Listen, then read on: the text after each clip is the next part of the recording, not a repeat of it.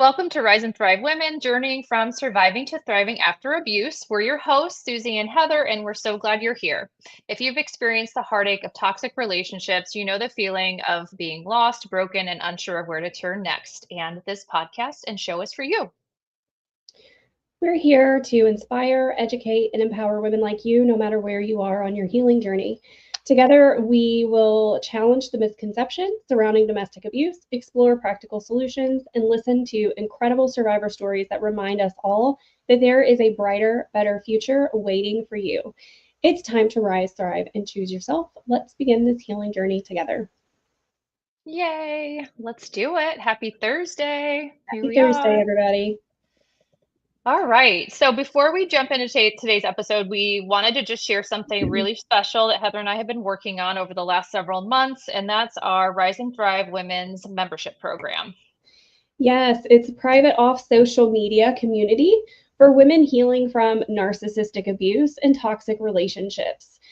Whether you're still in it, figuring it out, or figuring out how to leave or building your life later, it's for you. And when you join, you'll get access to all of our past workshops that we've done. We also have bi-monthly live coaching calls that Heather and I facilitate, and we are both trauma recovery coaches and certified in that. We also have a really just a supportive private forum. So it's Mhm. similar to like a Facebook platform, but it's completely private. People can drop in their questions, just get support. It's just to create that sense of community that a lot of people have lost as they've navigated their abusive relationships. So we've calculated that it's over a $3,000 value. And right now we're offering a free 7-day trial that you can get in there and check it out. And then it's just $19 a month after that. And it's even discounted even more if you buy an annual membership at $179, I think. So it's a really great value that we feel really good about. Yeah, and for those that are watching, it's your lucky day because tonight is the Oh, yeah. Thursday night group, which is I'll say it's intimate, very small group. And you could have the opportunity to check that out for free because, as Susie just mentioned, we offer a 7-day free trial, risk free. And then I think when you host next Saturday, right? Or Yeah, is it this next coming Saturday will Saturday? be our next one Saturday morning.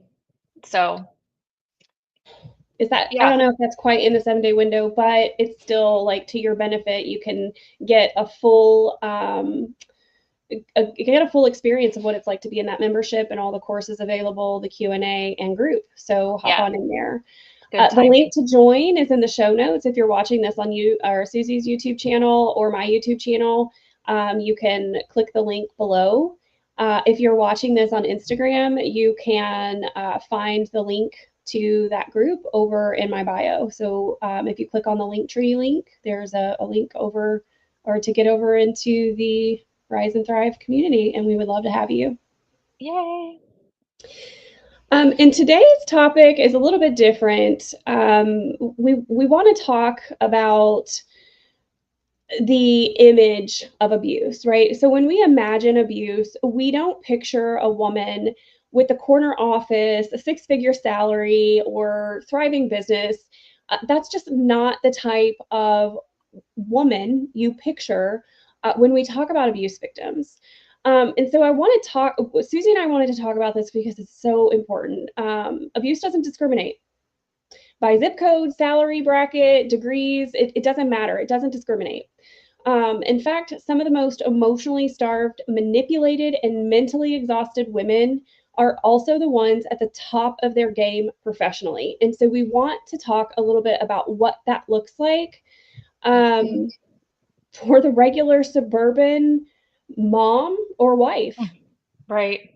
Yeah, I think it's such a great topic, and I was excited that we decided to spend some time talking about it today. It definitely is near and dear to my heart. I've worked with many women who are C-level executives, super successful in their day-to-day lives, and Yeah.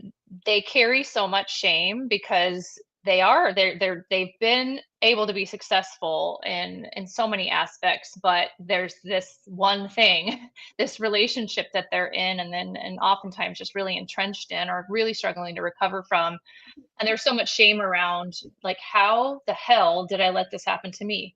I'm Yeah. intelligent, I'm successful, I'm knocking it out of the park in every other aspect of my life. How could I let this happen? How could I tolerate this and accept this for as long as I have? So I think it's really important. And I mean, the fact is, 1 in 4 women experience domestic violence. So if you drive down the street in your neighborhood, chances are 1 out of every 4 homes, there is abuse happening. So it's extremely common no matter where you are. And unfortunately, there's a stigma, or kind of an old definition of who domestic violence victims are. And it's, the myth is that it's the impoverished woman, it's the woman that comes from a broken home, it's the woman who experienced abuse in her own family growing up. And that's just simply not the case. Those are outdated studies that are really not relevant any longer. So there's been I think new. the data collected for those statistics came from domestic abuse shelters. Is that It right? did, yeah, from like the 1980s, I think. But Yeah. there's been new research in the last 10 years that disproves that, and shows that, I think it was like two-thirds of the participants, and it was a big study. I want to say there were like 600 women included in the study, and two-thirds of these women did not meet that old kind of stereotypical definition of who a domestic violence victim survivor is. So so we want to just talk about some examples, I guess, just to kick it off, of things that we've heard about in working with clients, things that are happening behind closed doors to these women who on the outside appear to be, again, to have it all together and to have it all. So one of those things could be, you work your job, you're out there, you're an executive in a company doing your thing, and you come home and you're accused of having affairs with male colleagues you work with. That's one that I've heard a lot. Um, Being micromanaged or monitored while you're away from the home under the guise of just, general concern or care. And it could go as far as even, monitoring messages, monitoring your computer, things like that. Gaslighting, of course, can be taking place. Um, Withholding of affection, giving the silent treatment, even withholding resources. That person may be the primary breadwinner, but they still don't have control of the finances within the family. All of these are examples. I think another one that came to mind is just being unsupportive in that person's career. So oftentimes abusers will make it more difficult to do what needs to be done in the career, like working later, or just having that general commitment might be criticized as like putting the relationship second, or not caring enough about the relationship if you're prioritizing your career. That's another common one that I've heard. But the fact is, many abusers will target successful women, even though internally it may make them feel threatened. They still like to have that image of success. So if they are with somebody who's successful, that helps lift up their image. So oftentimes, even though there's maybe that internal threat, they still will go after a successful woman because it builds them up externally. So Yeah, it builds them up, and there's also studies around how powerful it makes them feel when they can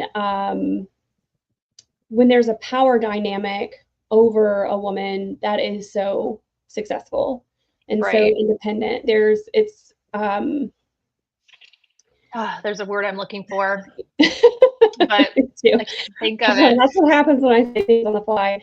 But it's like um, two wins in an abusive Right. person's mind. Like, not only do I get to uphold this image of perfection, perfect life, picture perfect life, but I also get to maintain control over this super successful, independent woman as well. And it gives them Mhm. a sense of superiority and the control over the person. Yeah. accomplishment. Yeah, absolutely. Yeah. And so, what we also wanted to talk about is what this sort of abuse does to women in the office. I don't think that, or at least I haven't heard people talk about this a whole lot. Um, but these abusive relationships, right? Even if you're not being physically hit or physically abused, these constant emotional triggers where you don't feel safe in your home or with this person can impact your nervous system chronically. And I want to talk a little bit about the nervous system and what this might look like for a woman who is going through these sort of abuse tactics when they're at work. So there's the chronic nervous system activation and dysregulation. So some of the things that Susie just talked about with being accused of having affairs when you're in the office. That's a really big one because what happens is when you are accused of something like that consistently over a small period of time, a long period of time, depending on how long you're in these relationships. Many of the women that I've talked to have been married for 20 plus years, so that's an extensive period of having to answer to someone and reassure them that you are not having an affair with Mm-hmm. people that you're required to work with in the office. Right. And what you'll find is it builds like a social anxiety with colleagues at work. One, if you do find yourself close to other, I will say other female colleagues, you're not going to be as typically women aren't open about these positions and about what's happening at their job because it's embarrassing to them. Mm-hmm. But secondly, male colleagues, you will get you'll be more hesitant. Like if there's a required meeting, Totally. you'll be more hesitant to want to schedule meetings that are required to get different, work done. And it feels really uncomfortable. So even if you don't realize that that's what's happening, it builds up in the workspace in a Mm-hmm. social way, in a social anxious way, where you feel Right. like you're going to have to explain later, or that you're even doing Mm-hmm. something wrong for just Yeah. performing your job because you have to work with the opposite sex. That's what I was gonna say. It plants the seed, even though you know you're not doing anything like that. It plants that seed like you're doing something wrong. Mhm. Absolutely. And it totally can alter the way you interact with people Yep, in a and really it can negative get way. yeah, and it can get in the way of being able to concentrate. There Mhm. are a lot of women report issues with remembering tasks, right? Like a Mhm. lot of women that I've talked to typically describe it as being on top of their game and having some really positive, uplifting experience in their career. And after their relationship had progressed, they feel like they don't have it anymore. Like they Mhm. forget tasks. They are highly fatigued or start to suffer from burnout, and just have difficulty concentrating and feel like maybe something is off and they can't really put their finger on it. And Mhm. that just fuels the self-worth issues, in my Mhm. opinion. For Um, sure. Yeah. it kind of reinforces like something must be wrong with me, Mhm. because you feel like it's happening to you and you're responsible for these things that are possibly you're not following through with. So Right. that is another way that abuse can impact you. Yeah, and Um, I was just gonna say, I see a lot of people tuning in today, and oh, I want to awesome. encourage you guys, if any of this resonates, or if you have examples of how you've been affected in the workplace or anything like that, feel free to drop it in or ask any questions that you have. Heather and I would love to just hear your thoughts too. So Yeah. sorry to interrupt you, Heather. No, that's okay. And if we are, kind of in the middle of something, don't worry, we will absolutely get to it. So just stay tuned. Yeah. The emotional impact, there's a lot of hypervigilance, social anxiety, I've already talked about, and fear of judgment. So most women that are in these positions will not come forward and share what they're experiencing in their home because they are afraid that people are going to judge them. Hmm. And I honestly think that this has a lot to do with victim blaming, right? Like there are so many scenarios when people say things like, well, she could always just leave. Why doesn't she just leave? Yeah, And I mean, that's just another form of victim blaming. absolutely. So, and then real life implications, you will notice yourself over apologizing in meetings, underperforming due to stress, and isolating yourself. So, Yeah, because it's, excuse my language, it's fucking exhausting, right? yeah, We're yeah, already it is. tired. We're already like, especially if you've got children, just trying to juggle it all, the work life, the kids, and then you have this additional layer of stress at home, um, blaming you for things you're not doing, creating this stress, affecting your concentration. It's just, I if you're listening to this and you're experiencing that, you deserve better. Um, you do. So I just wanted to say that before we move on to the next piece here. So talking a little bit, playing off what you just said, like why do people stay then in these relationships and what keeps them stuck? So the first one is just like you just mentioned, the fear of that stigma.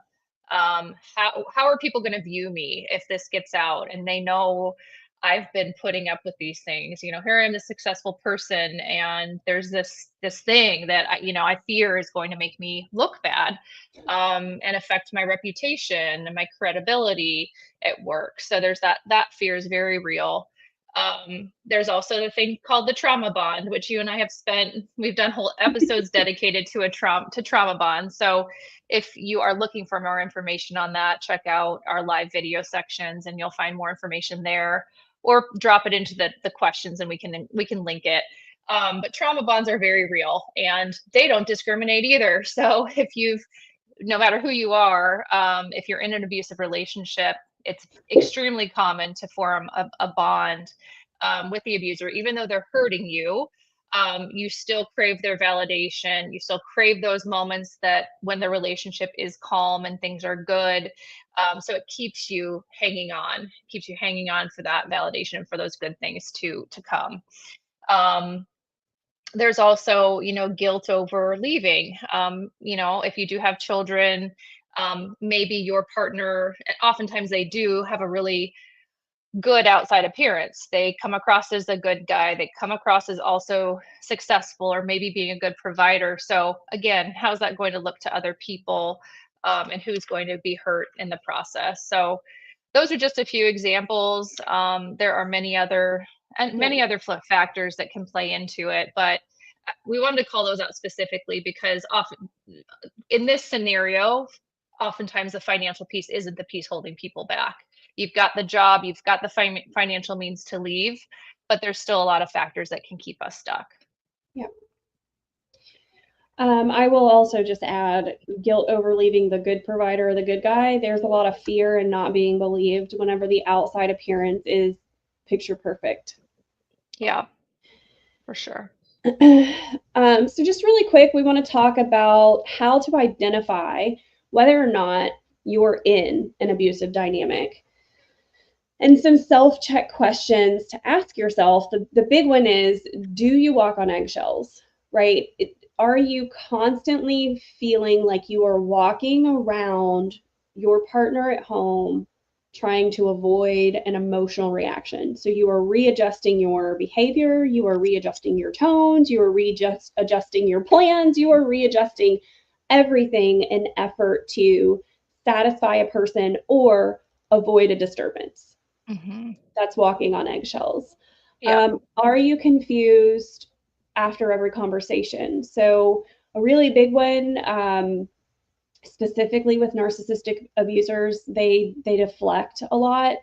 And whenever you try to bring up something that's concerning, they will somehow bring up 5 other topics, have 3 other conversations, and by the end of the conversation, you don't even remember why you were, you don't even remember what your concern was to begin with, and you don't know what the fight was about, and you have no idea how you got to this one place and why you're apologizing for it.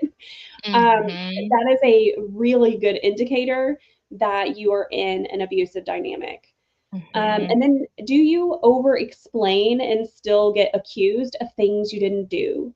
So a good one is like gym. You went to the gym, and Mhm. when you came home, you had to over explain why you were gone for the period of time you were gone and whether or not you were really at the gym the entire time, or getting accused of not being at the gym or spending time with Mhm. someone else, like those sort Right. of things, like those sort of conversations of over explaining and getting accused of things, that is another indicator that you're in an abusive dynamic. And then, do you feel more tired, foggy, or anxious at work since this relationship? Mhm. This doesn't have to be just in the workplace, but because, the topic that we're talking through specifically, for these high achieving women in these abusive situations, that's a really good indicator, right? If you've been working the same company for, X amount of years, and you're noticing that you're tired, you're foggy, you're anxious all the time, and you can't quite put your finger on it, like maybe you're not presenting as well, Mhm. maybe you are stumbling or stuttering in meetings, Mhm. and you can't exactly figure it out, that could be a sign that you're in an abusive dynamic. Some other things that I've seen women do when they feel like the tired, foggy, anxious, they take it as a sign that their hormones are off. Mm. Um, Yeah, I was just gonna say that. Baby yeah, brain. right. 'Cause, Right. well, in these abusive relationships, life happens. These women are having babies Mhm. with their partners. And I don't want to say that this only happens to women, or sorry, I don't want to say that this doesn't happen to men. That's not what I'm saying. If you're a man watching this, like, Yeah. I'm not talking about you. Right. I'm We know saying, our audience is primary yeah, female, so yeah, and we're female, so we speak to yeah. women, but But these yeah. things happen, and we blame it on postpartum, or we blame it Yeah. on aging, or, we've had too many kids now, and for some reason my brain just isn't the same. And let me tell you something, having gone through this experience, it wasn't my hormones, it wasn't my children. I mean, do having kids put an entirely new dynamic on having to remember all of the Yeah. things? Yes. But what I do know is once I removed myself from an unsafe environment and I was able to focus on myself, everything got better. Not Mhm. overnight, but everything got better. And it Yeah. wasn't my hormones. It wasn't postpartum. It wasn't any of those things. It was the Right. environment in which I lived. So, Yeah, absolutely. And abuse, and this could be a whole another episode that I think we spent time talking about this as well, but abuse absolutely affects your brain. yep. The good news is it's repairable, but it it rewires your brain for a period of time. So it absolutely has an effect. Yeah, for sure. All right. So, what do you do if these things resonate with you and, maybe you've been thinking about taking some steps towards leaving? Some things that Heather and I recommend. Number one, just get support. If you haven't already started talking to someone, seek out a therapist, seek out a coach who's trauma informed, like Heather and myself. And it's really important that you talk to somebody that understands emotional abuse, and narcissistic abuse, coercive control, all of those things, who gets it and who can help identify some of these signs as well. Definitely recommend building that support system through a therapist, coach, even a support group if you're able to attend something like that, is super helpful. I always recommend to people to document the abuse. If you have a little notebook, if you do go to a physical office, you can keep a little notebook in your drawer to write down things that have happened. It's really important because when we're in these situations, horrible things happen, and then some time passes, a few days pass, and the abuser gets into that, honeymoon phase, love bombing phase. They try to make things right again, and we start to minimize the abuse. And the further away we get from it, the more we think, well, that wasn't so bad. Things are okay now. Maybe they're better for good now, and I'm just going to stick with it. But so I always recommend just keeping a little journal of things that have happened that you can refer back to in those moments where you're like, am I making, a bigger deal of this than it really is? Um, And then just start taking some steps to start planning your exit plan. If you have that time, obviously, if you're in an unsafe situation, we don't recommend you stay. You need to get out if you're unsafe. But if you can make some steps to start to plan that exit, that's always really helpful. Um, and just Susie, yeah. sorry, Susie has a free exit plan on her Oh, I website. do. Yes, I do have a free exit plan. Yeah. So if anybody's looking for that, it's on my website, susiemellerwendell.com. And we have resources in our support group too. Lots of resources for people who are still in these relationships. So those are a couple steps I recommend taking initially. What about you, Heather? Did I forget any I love really that. big ones? No, I love that you added journal because Yeah. um, knowing what it's like to be in that dynamic, most women are like, who the fuck has time to do that? Yeah. Right. But I mean, with the apps that we have on our phones now, if you can download even like a recorder, like something, note voice to notes or what I don't know the names of these Mm-hmm. apps because I'm an older millennial and I like hand Yeah. notes. But Yeah.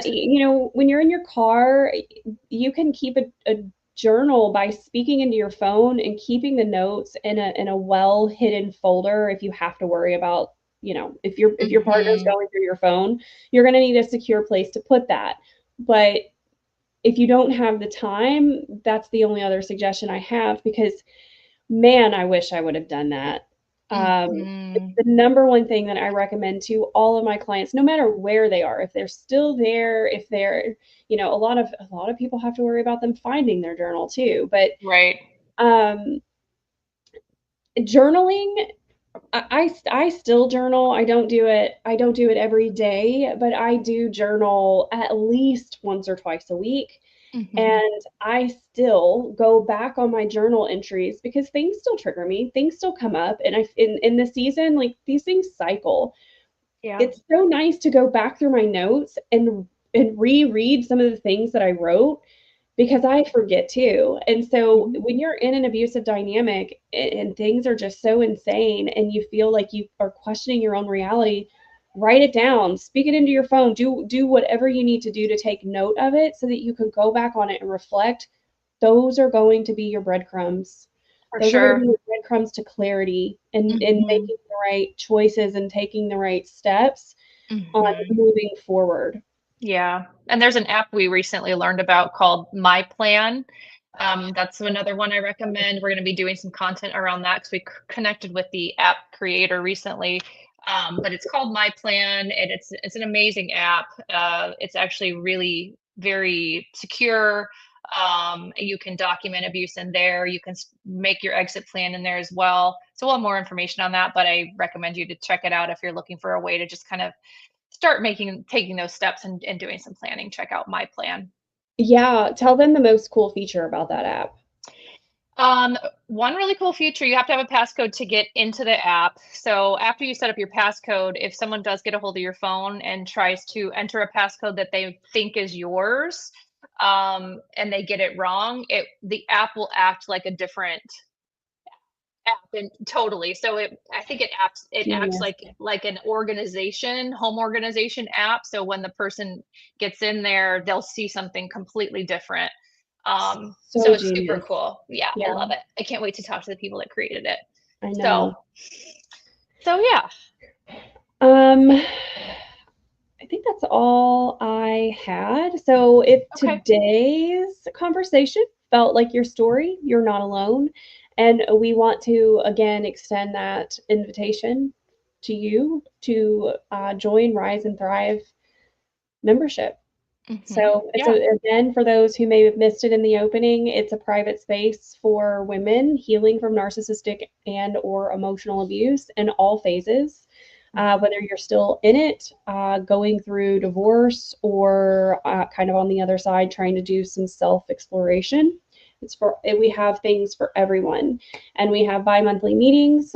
Susie holds one a month. I hold another a month. I'm having one tonight actually, so If any of this resonated for you, go in there, join. You have 7 days free. It's only $20 a month if you decide to stay, which is completely doable and worth Mhm. every penny. So, Yes. My son ate at Chipotle the other day and it was more than $19. So I'm right. like, can't even get a meal at Chipotle Yeah. anymore for 20 bucks, Get all that stuff for the price of a burrito, girl. right? What are you waiting for? Um, yeah, and it includes a free call with us too. So yeah, it's a great value. We love it. Well, So thank you all for joining us today on this episode of Rise and Thrive Women. We hope today's conversation has inspired you to take charge of your healing journey, whether it's new perspective, renewed hope, or the courage to move forward. It is something worth celebrating. And remember, your story is still unfolding and your past does not define you. Within you lies strength, power, and limitless potential. Embrace it. Trust and follow your intuition with courage. Be bold, be brave, and always trust yourself. Until we meet again, take care, rise above, and thrive. You've got this. Bye, Thanks, everybody. everybody. Bye.